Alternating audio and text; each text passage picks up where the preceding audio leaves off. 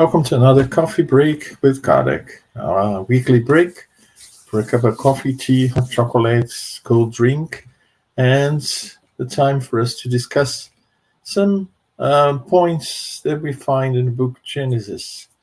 We've been looking at some of the called miracles within the book, and today we'll be talking about the multiplication of the loaves. This is something that has intrigued me for a long time. He had just a few loaves of bread and fish, and they could feed the multitudes as large as 5,000 people. And I always questioned myself, and many people, I think, did, as in fact, what happened there? Was it really true? And the baskets, where did the baskets came from? If they had just a few of them, they wouldn't need more than a basket, and normally see, several baskets full of bread, full of fish.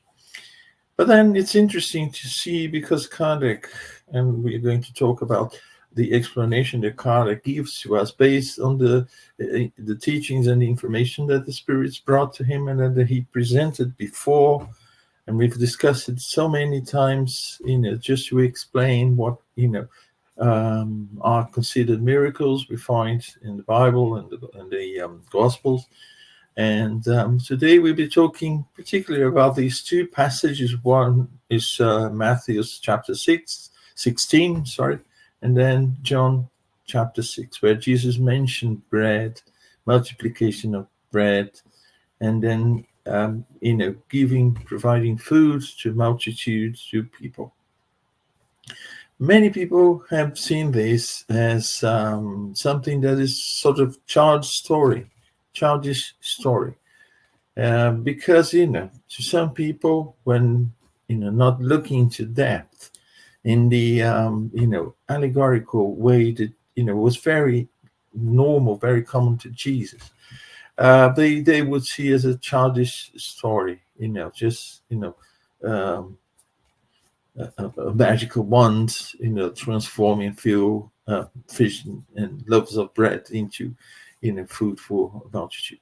And what Kardec tries to show us here, and I like very much his explanations, that when Jesus was talking about feeding the multitude, and in many occasions, as I mentioned before, that there are these two particular occasions that we are going to mention in the Gospels, Matthew and John, where he talks about the different type of food, the different type of bread. And he always used this allegorical way of talking to people. The explanation that Kardec tries to give is based on some ideas that we nowadays know, especially now with the knowledge that we have from psychology and different ways of analyzing human behavior. We see that when people are very happy, are very attracted or interested in something, they forget some basic corporeal needs. And one of them is actually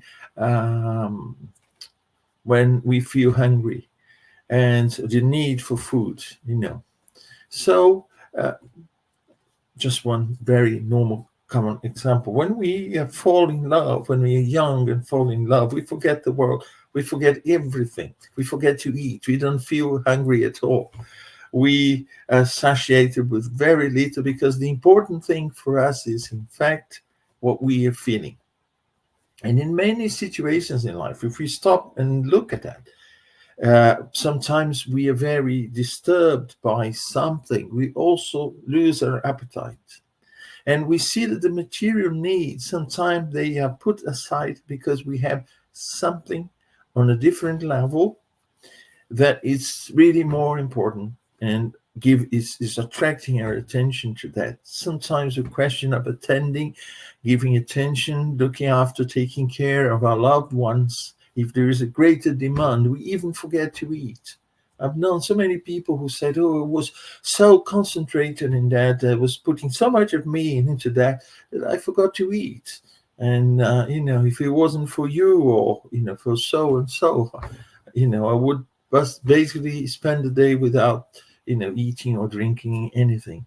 And also we see the psychological support for people who need to lose weight, for people who want to engage and stick to normally a very strict diet, sometimes because they have a problem, a physical problem, and they need a diet because it's a question of survival, sometimes because they just want to lose weight for their own well-being and for their own physical benefit of their health and so on. We see some surgical procedures that are actually followed by psychological assistance for people to change the way they see food, change the way they eat, change their habits.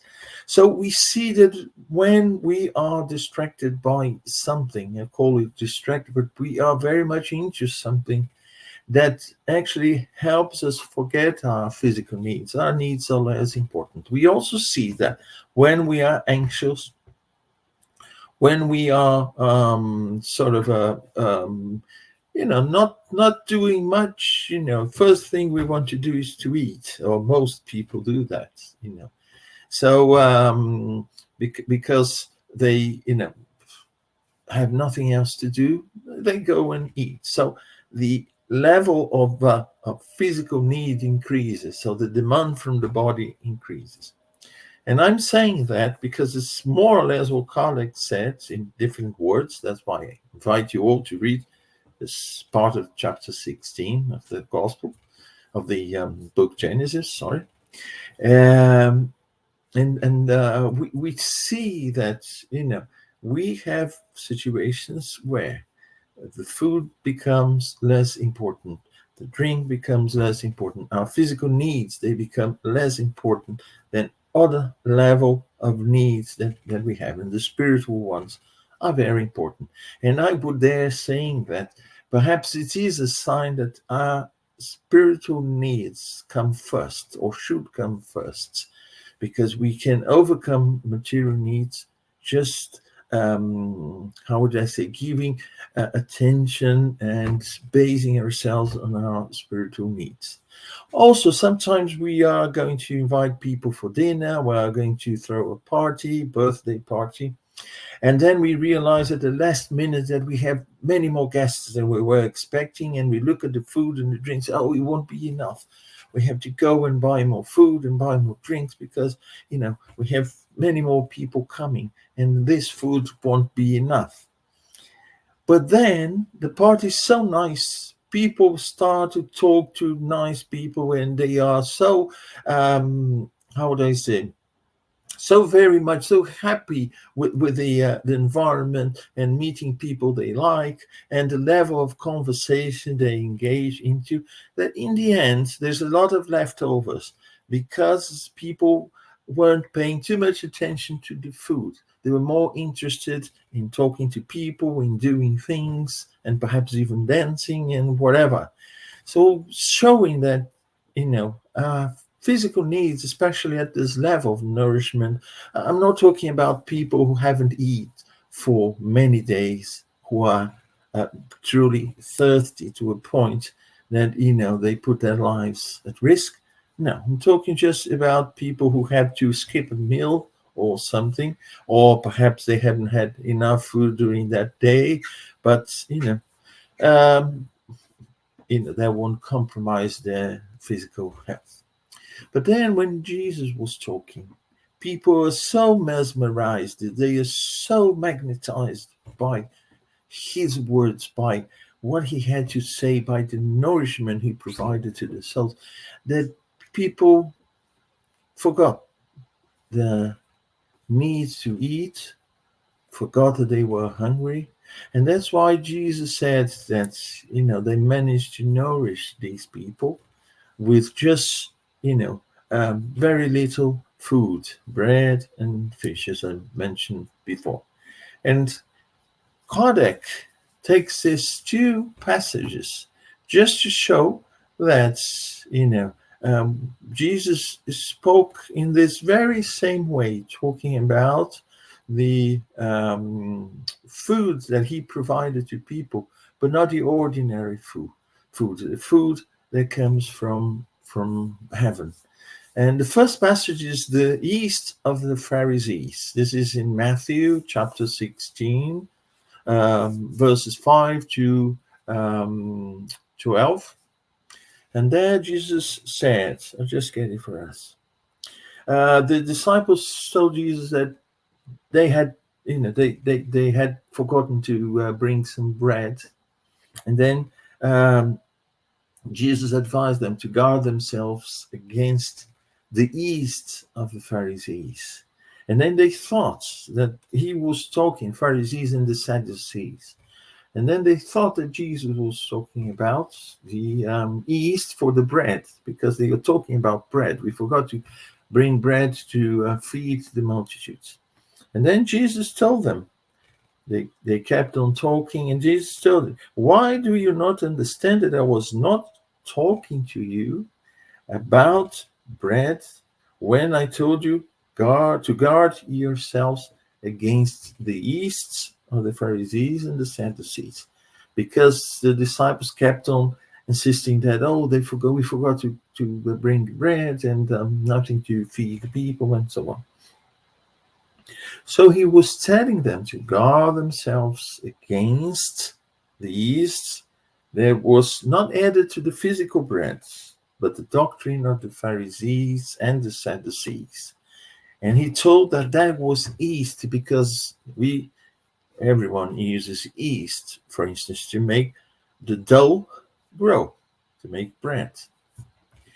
And if the yeast is good, you have a nice bread. If the yeast is not good, you are growing a dough that is not nice. And that was what he meant when he told about, the yeast of the Pharisees. That means that can spread, that can take a body, that can increase, improve, and creates a not very nice situation, because he didn't approve the doctrine of Pharisees and Sadducees.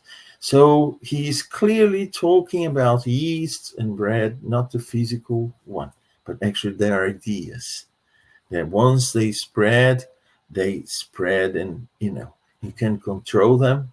And just like the dough, they start to increase and go further and further. And if the yeast is not good, the bread won't be good. So the results wouldn't be good. That's what Jesus meant when he told them to take precautions against the yeast of the Pharisees. The other passage is the bread of heaven. Is in John chapter 6, verses 22 to 36, and then 47 to 50. And then again, the disciples, some people were actually looking for Jesus, and they went to find Jesus, and basically they were asking him about bread again, that there was no bread and they needed to feed. And then Jesus told me, we've just fed in two occasions. In one occasion he fed 5,000, and another occasion 4,000 people. And Jesus didn't need to perform that kind of miracle just to feed them with bread. What he came for the spiritual bread, and that's actually what he meant. So there in John we see, because I gave you bread to eat and you were satisfied. Work not in order to have food that perishes, but food that endures to eternal life. So, endures to eternal life, he meant a different kind of food. And then these people carry on talking to Jesus and talk about the ancestors that ate manna, the food that dropped from heaven in the desert. They are talking about Moses. And then Jesus replied to them saying, Moses did not give you bread from heaven, because they said this bread from heaven dropped from heaven, but wasn't a heavenly food, heavenly bread.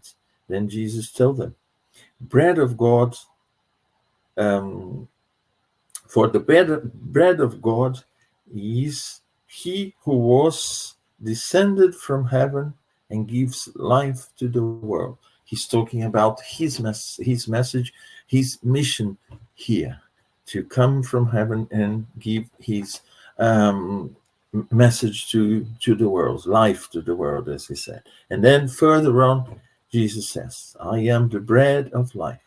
He who comes to me shall not hunger, and he who believes in me shall never thirst.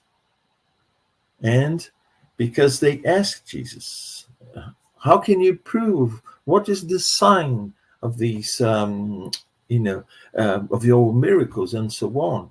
Showing that they weren't satisfied. Just if Jesus had actually transformed a few loaves of bread and fish, into baskets of bread and fish to feed the multitude, that was a miracle enough to convince these people. But apparently in this passage, they were not convinced because they were asking Jesus to, give them a sign about, this mission and the message, and that he was the bread of life. If they had done that on a physical level, transformed, the few loaves of bread and fish they had into, a lot to feed all of them, they would have, seen that as a wonderful miracle. Yes, it's incontestable proof that you are the Messiah. But then they were asking. Then Jesus said to them, he said to them that he was this bread. He gave them the message. So in the end, he says, verily, verily, I say to you, he who believes in me has eternal life. I am the bread of life. Your ancestors ate manna in the desert, and they are dead. But here is the bread that has come down from heaven, so that whoever eats it shall not die. Clearly, he's talking about his spiritual teachings, his spiritual food. His mission here was actually to nourish our souls and not to nourish our physical body. And people were so enchanted, were so mesmerized, were so lifted up with his presence, with his message, with his words, that they forgot the basic needs: eat and drink. That's how Kardec, in different words, in my own words, that's how Kardec gives the explanation for that, showing that the miracle was actually not to give enough physical food to feed people, but to give them the spiritual food so that they wouldn't feel the need to eat the physical food. That's what I had prepared for today for our coffee break. Time is up. So see you in another coffee break with Kardec. Bye-bye.